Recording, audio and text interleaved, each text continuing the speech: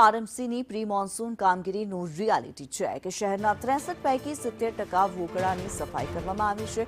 30% વોકળા અને પાણી નિકાલ માટે વહેણ સ્વચ્છતા બાકી છે।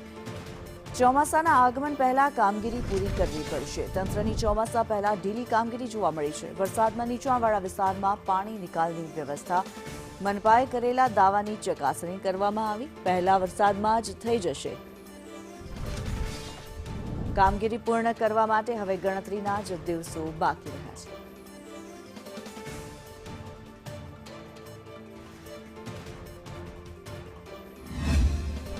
એવું છે કોર્પોરેશન કહે છે કે અમે કરી નાખશું ઘણો ટાઈમ રાહ જોઈ ત્યારે આવે છે અને એ કરીને વયા જાય છે અને પાછી 2-3 કલાક પછી હાલત એનાઈ હોય છે અને ચોમાસામાં અમારે બજારે ઓફિસે જવું હોય તો અમારે 2-3 કલાક રાહ જોવી પડે છે। પાણી ઉતરે પછી અમે જઈ શકીએ છીએ।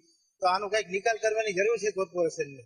તાત્કાલિક કાયમી નિકાલ થવો જોઈએ અને આ છોટા બ્રિજમાં ગમે ફેરફાર કરે, મોટો બ્રિજ બનાવે તો કઈ પબ્લિકને આસ્કારો મળે।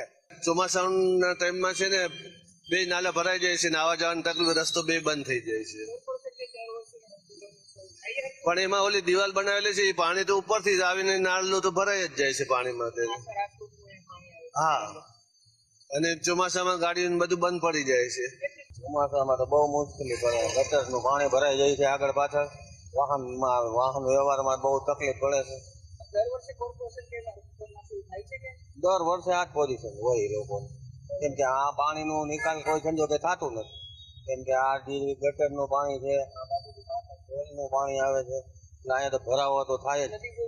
નદી કાયદેસરનો, રિક્ષા હાલે નહીં, અમારી વાહન કોઈ વસ્તુ હાલે જ નહીં, 2 વ્હીલ થી 4 વ્હીલ કે કોઈ નો હાલે।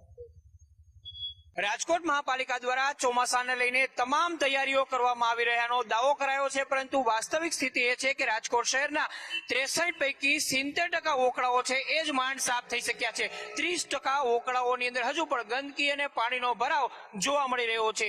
દર વર્ષે ચોમાસાની અંદર વોકળા પાણીથી ભરાઈ જાય છે ને તેના કારણે કલાકો સુધી લોકોને હેરાન થવું પડે છે। સૌથી વધારે સમસ્યા નંદા હોલ, આસપાસના વોકળા, હસનવાડી, આસપાસના વિસ્તારો, સોરઠિયાવાડી અને ત્યારબાદ પોપટપરાના વોકળાની અંદર જોવા મળે છે। પોપટપરાની અંદર તો રીતસર જાણે નદીઓ ઉભરાતી હોય એ પ્રકારના દ્રશ્યો જોવા મળે છે।